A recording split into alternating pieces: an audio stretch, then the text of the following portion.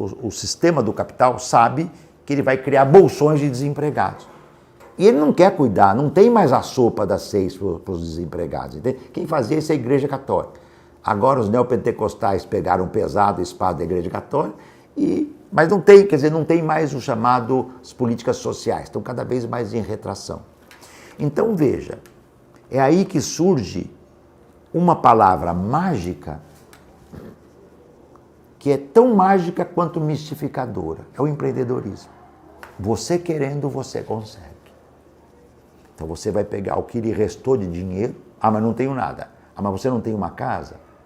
Não tenho. Mas tem um carro? Tem. Vende o carro e vai empreender. Vende o carro e vai fazer o quê? O que você sabe. Então se você sabe, é um bom cozinheiro, começa a vender, tá certo? Doce de leite, brigadeiro, cachorro-quente, pipoca e assim vai. E o empreendedorismo, ele é muito ideológico, porque é incentivar no trabalhador que não tem nada, ou na trabalhadora que não tem nada, a ideia de ser patrão ou patroa de si próprio e ganhar um dinheiro que tira da condição de assalariado que ele sabe que é ruim e que nem essa ele tem hoje. Então hoje, a juventude no mundo inteiro, nos países ocidentais, seja nos países capitalistas avançados, seja aqui no Brasil, ou seja, nesse conjunto de países da periferia, é instigada a empreender ou perambular pelo mundo em busca de qualquer trabalho. Porque para empreender, você tem que ter algum recurso. Você vai comprar um carrinho de pipoca, você tem que ter recurso. Né? Se você vai fazer um pequeno bar, né, você tem que ter recurso.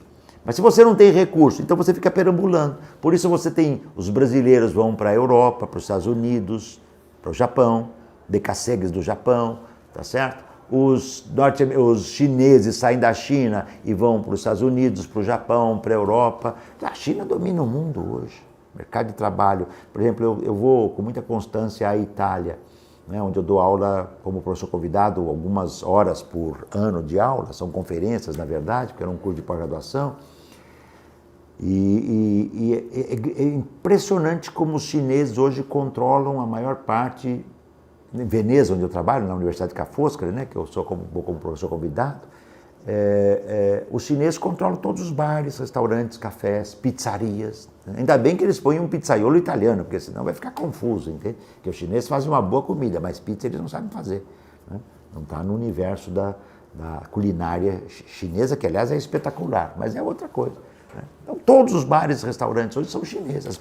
Sabe aquela pequena mercearia que na Europa tem muito? Aqui até isso acabou com essa explosão dos hipermercados, mas na Europa você encontra aquela mercearia de uma sala como essa, que o cara vende bebida, bolacha, uma coisa assim, aquilo que você precisa de noite, ele fica aberto a noite inteira, até mais tarde da noite e tal. Tudo isso está sob controle dos chineses.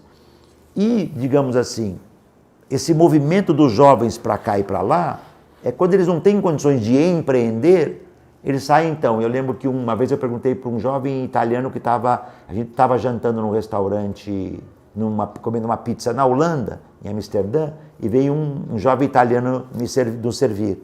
Aí eu perguntei para ele, já imaginava a resposta, por que você veio para a Holanda trabalhar aqui? Né? Ele falou, porque na Itália eu iria no máximo conseguir um emprego de 500 euros por mês, trabalhando de domingo a domingo. E com 500 euros por mês, se ele não morar na casa dele, se ele não morar na casa dos pais, ele está frito. Não dá um quarto.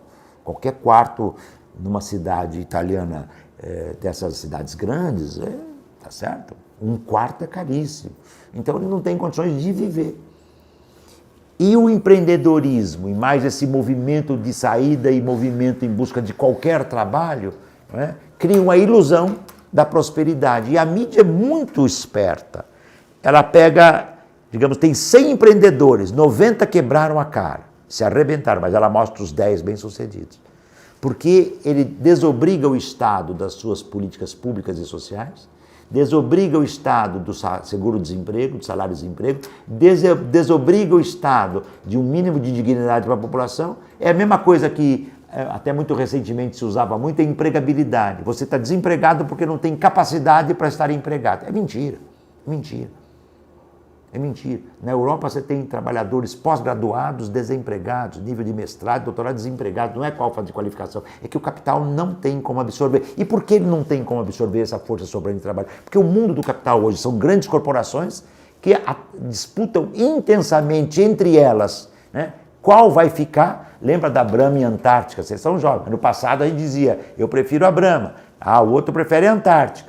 Né? Isso 25 anos atrás. Hoje é a mesma empresa, que já não é mais Brahma e Antártica, já é um outro complexo que envolveu cervejas europeias, etc. Tá? Sadia e Perdigão. Eram duas empresas que competiam. Hoje são a mesma. A Perdigão absorveu a Sadia. Tá? Sadia teve momentos de crise econômica, a Perdigão foi e abocanhou. Assim como as empresas automotivas. Nós estamos vendo agora a Azul propondo a aquisição dos aviões da Avianca. Tá certo? E isto num mundo onde a tecnologia não para de desenvolver-se para a valorização do capital. A tecnologia que nós temos não é para benefício da humanidade, essencialmente.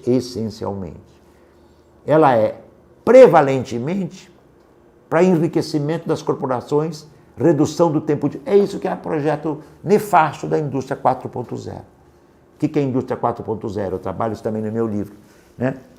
As indústrias, e não é indústria, hein, no sentido restrito, é indústria, é banco, é comércio, é escola, tá certo? É agronegócio. Elas vão primeiro, ao invés de eu pedir está faltando uma coisa, eu chamo o meu secretário e diz, estou precisando de papel, tá certo?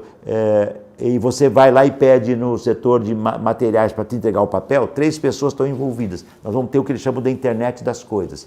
Esta máquina aqui vai dizer falta papel, vai acionar a outra máquina que diz falta papel, e vai acionar a outra máquina que diz manda papel. 3 trabalhadores desapareceram. Para onde eles vão? Para o welfare state, que acabou, o seguro, o bem-estar social. Então você vai ter não é que eu sou contra o avanço tecnológico, eu já disse que a tecnologia que nós temos hoje é para o capital, mas é vital um avanço tecnocientífico para a humanidade. Mas aí a lógica não pode ser do capital, mas tem que ser a lógica humano-societal. Por isso eu volto ao que eu disse no início. Ou nós recuperamos, isso vale para todas as esquerdas, tá? Todas. Muitas, inclusive, perderam completamente o sentido disto. Tomara que agora recupere. Né? Tomara que agora recupere.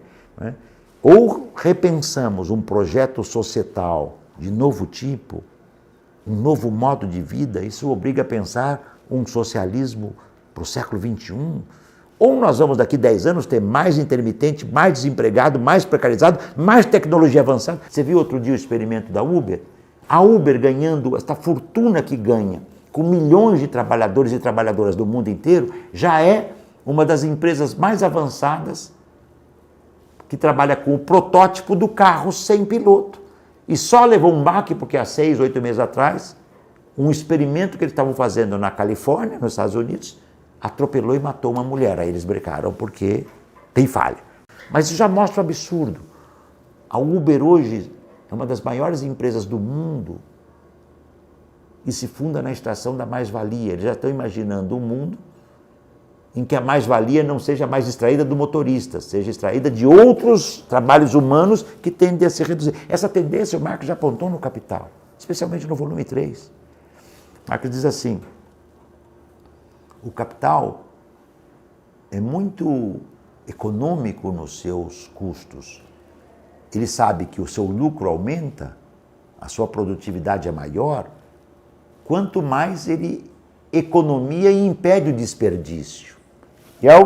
E ao economizar e impedir o desperdício, tá certo? Ele tem uma tendência intrínseca de reduzir trabalho vivo, trabalho humano, e ampliar trabalho morto, maquinário técnico, científico e informacional. Quanto mais máquinas você puser, e quanto menos trabalho humano vivo você tiver, menor para o capital. Mais produtivo, menos greve, menos luta. Só que, só para fechar esse ponto que é vital, tem um limite. Capitalismo sem trabalho humano não gera mais-valia. Ele pode reduzir ao mínimo, mas ele tem que potencializar ao máximo o maquinário. Não é possível o capitalismo se reproduzir sem trabalho humano. Então aliás, essa foi a constatação que o Marx fez, o Marx e o Engels fizeram no Manifesto Comunista. O capital acaba, sem querer, criando o seu próprio coveiro. eu não faço parte de uma certa esquerda que dociliza o capital para tentar humanizá-lo. Né?